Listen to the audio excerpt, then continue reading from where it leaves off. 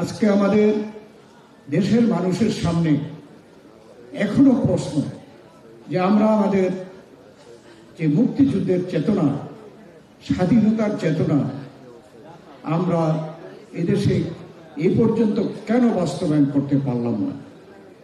কেন এই 2024-এ জুলাই আগস্টেও এদেশের মানুষের অধিকার ফিরিয়ে পাওয়ার জন্য, গণতন্ত্র পুনরুদ্ধারের জন্য, স্বাধীনতা সার্বভৌমত্ব রক্ষার জন্য, অর্থনীতিকে রক্ষা করার জন্য, দেশকে বাঁচানোর জন্য কেন আন্দোলন করতে হয়েছে, কেন প্রাণ দিতে হয়েছে? আজকে যদি এই দিনে আমরা এগুলো উপলব্ধি করতে পারি, তাহলেই আসলে এই ধরনের আলোচনা সভায় উপস্থিত থাকার সার্থকতা।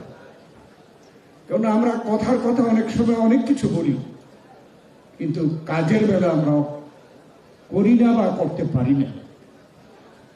এদেশের মানুষ প্রত্যাশা করেছে যে সর্বশেষ যে গণ অভ্যুত্থান, সর্বশেষ গণ অভ্যুত্থানের পরে আজকে যারা সরকারে প্রতিষ্ঠিত, এই সরকার বৈষম্য বিরোধী ছাত্র এবং জনগণের একটি গণ অভ্যুত্থানের মাধ্যমে প্রতিষ্ঠিত।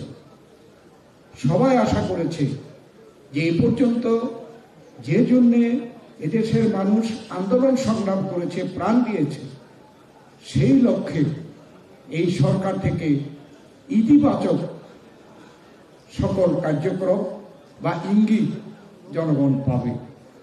কিন্তু অনেক ব্যাপারে এখানে হতাশা, এটা আমরা প্রত্যাশা করি না।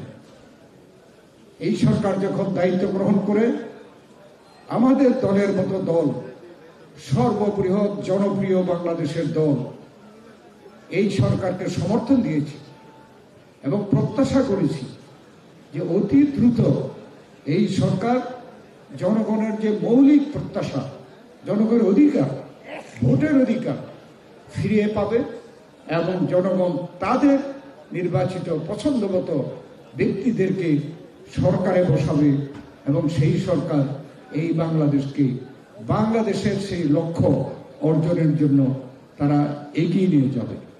কিন্তু আমরা দেখছি